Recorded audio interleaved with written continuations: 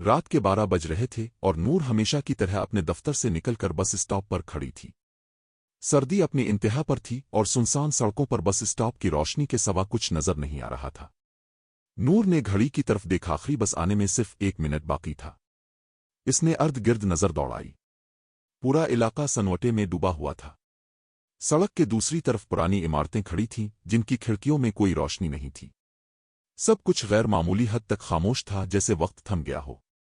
پھر اچانک ایک مدھم سی آواز گونجی، آخری بس آنے والی ہے۔ نور چونک کر پیچھے مڑی مگر وہاں کوئی نہیں تھا۔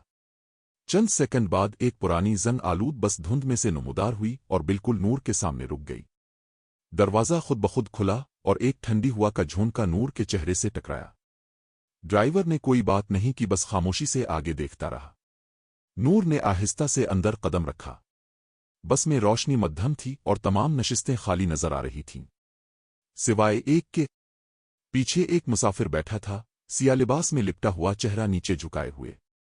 نور کے دل میں ایک عجیب سا خوف پیدا ہوا، مگر اس نے خود کو سمجھایا کہ یہ محض ایک عام آدمی ہوگا جو اس کی طرح رات گئے گھر جا رہا ہوگا۔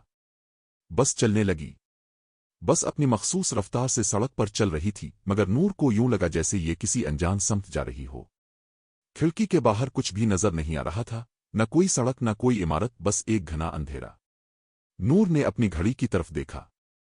رات کے 12:15 بج چکے تھے، مگر بس کا راستہ ختم ہونے کا نام نہیں لے رہا تھا۔ یہ کیا ہو رہا ہے؟ نور نے خود سے کہا۔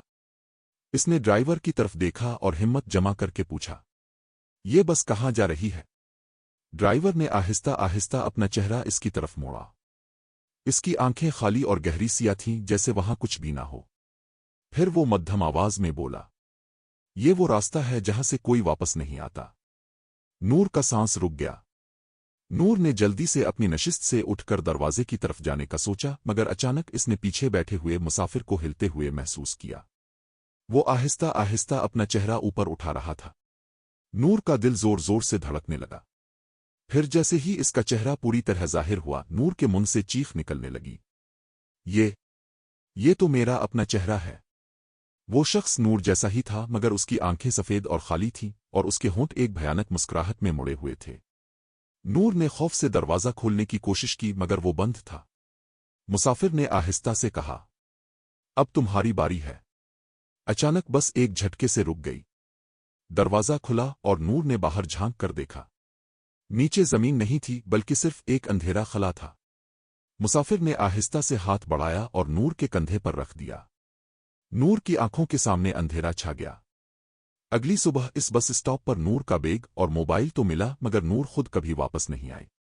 کچھ لوگوں کا کہنا ہے کہ آج بھی جب رات کے 12 بجتے ہیں، وہی پرانی بس اس سڑک سے گزرتی ہے۔